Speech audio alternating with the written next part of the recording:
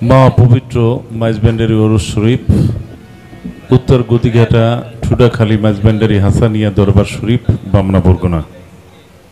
সম্মানিত সভাপতি, শ্রদ্ধেয় অতিথিবৃন্দ, আমার অত্যন্ত প্রিয় দুজন শিল্পী এবং তাদের সাথে যারা হারমোনিয়ামে আছেন, ডুগি তবলায় আছেন এবং বাঁশিতে রয়েছেন সেই বন্ধুগণ,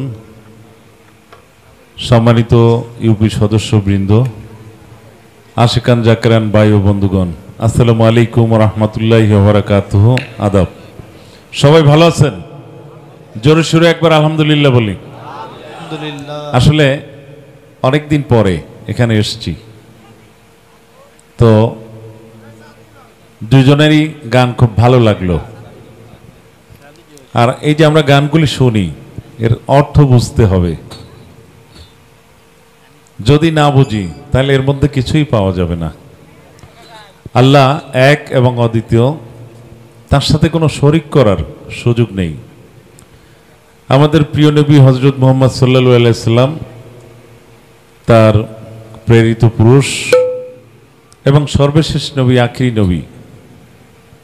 তো অনেক সুন্দর সুন্দর গানের মধ্যে কথা আছে, এই কথাগুলি আমরা বুঝতে চেষ্টা করি। বুঝতে চেষ্টা করলে আমরা এর মধ্যে অনেক কিছু পাবো। তো যাই হোক, দুলাল দীর্ঘদিন যাবত এখানে এই অনুষ্ঠানটি করে, আর এই দরবারের অনেক ভক্তলোকান আপনারা আছেন, আপনারা সকল রকম সহযোগিতা দিয়ে থাকেন। এখানে হিন্দু মুসলিম সকল সম্প্রদায়ের লোকজন আছেন। তো আমি বক্তব্য দীর্ঘায়িত করব না, কারণ সারাদিন ক্লান্ত। আজকে বামনাতে একটি সভা ছিল, সভাটি শেষ করেই আমি চলে এসেছি এখানে। আর আপনারা তো নিশ্চয়ই জানেন, আগামী 29 মে উপজেলা পরিষদ নির্বাচন। এটা 6ষ্ঠ উপজেলা পরিষদ নির্বাচন। এই নির্বাচন আসলে একটি অর্থবহ নির্বাচন হতে হবে এবং এই নির্বাচনে অনেক ষড়যন্ত্র রয়েছে। আপনাদের খেয়াল আছে কিনা, নুরুল ইসলাম মনি সাহেব এমপি ছিল, তখন আমার বাড়ির থেকে আমার চাচতো ভাই, উনি থাকলে ভালো হতো, নিজাম দাদা, উনি নির্বাচন করেছিল আমার বিরুদ্ধে। নির্বাচন করেছিল আলতাফ হোসেন ওসি সাহেব। মাঠে ঘাটে পথে প্রান্তরে, কোনো বাড়িঘরে তো দূরের কথা, সভা সমাবেশও করতে পারি নাই। পুলিশ প্রোটেকশনে গিয়ে সর্বসাকুল্যে 5টা সভা করেছিলাম। বিপুল ভোটের ব্যবধানে এই ইউনিয়নের মানুষ আমাকে নির্বাচিত করেছিলেন। আমি দীর্ঘ 17 থেকে 18টি বছর আপনাদের সেবা করেছি। আমার সেবা সম্পর্কে সব থেকে বেশি অভিজ্ঞতা এই এলাকার মুরব্বীজনদের রয়েছে, হয়তোবা এই যুবকদের নাই, কারণ এই যুবকরা এখন বড় হয়েছে। আমার আমলে চোর ডাকাত গুন্ডা বদমাইশ ইয়াবাখোর গাঁজাখোর এলাকায় থাকতে পারে নাই। আমার সময়ে যে চুরিটি হয়েছে, সেই চুরির রহস্য উদ্ঘাটন করে চোর ধরে মালামাল উদ্ধার করে বাড়িতে পৌঁছিয়েছি। একটি মাত্র ডাকাতি হয়েছিল,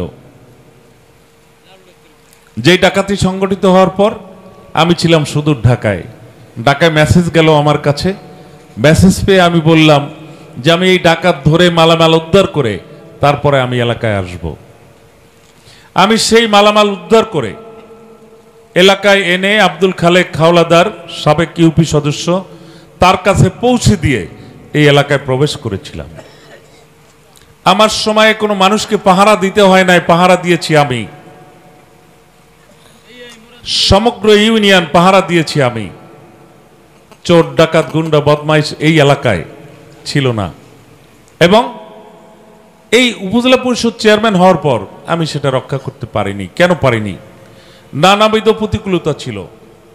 কারণ যারা আমার থেকে ঊর্ধ্বতন জনপ্রতিনিধি ছিল, তারা ছিল আমার প্রতি আক্রোশান্বিত।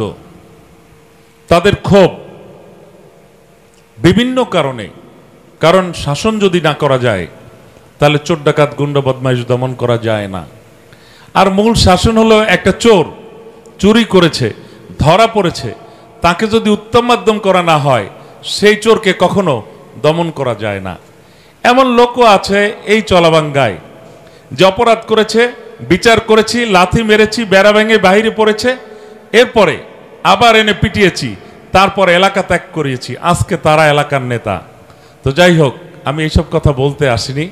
আমি আপনাদের জন্য, আপনাদের কাছে দোয়া চাইতে আসছি। আপনারা সবাই আমার জন্য দোয়া করবেন। আমি যেন, যদি আমার উদ্দেশ্য ভালো থাকে, আমি যদি মানুষের জন্য কিছু করে থাকি, সাধারণ মানুষের জন্য করে থাকি, তাহলে যেন মহান আল্লাহ তাআলা আমাকে কবুল করে। আপনাদের সকলের কাছে দোয়া চেয়ে, বিশেষ করে আমার শিল্পী দ্বয় এবং তার সাথে যারা আছেন তাদের সকলের কাছে আমি দোয়া চেয়ে আমি আমার বক্তব্য শেষ করছি। আল্লাহ হাফিজ। আসসালামু আলাইকুম। আদাব।